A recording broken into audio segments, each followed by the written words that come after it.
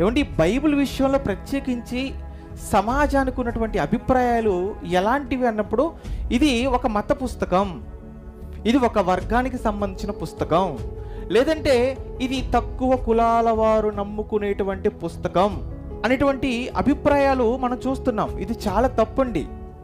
ఎందుకు నేను ఈ మాట అంటున్నానంటే, బైబిల్లో బాల్య దశలో ఎలా ఉండాలో చెప్పబడింది, యవన దశలో ఎలా ఉండాలో చెప్పబడింది, అలాగే మధ్య వయస్సులో మనం ఎలా ఉండాలో చెప్పబడింది, అలాగే వృద్ధాప్యంలో ఎలా ఉండాలో చెప్పబడింది.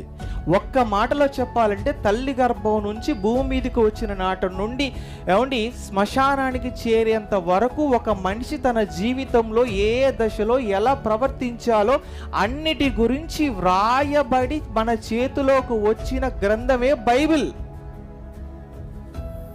దీన్ని ఏమనొచ్చు అన్నప్పుడు, మనిషి బ్రతుకు పుస్తకం అనొచ్చు.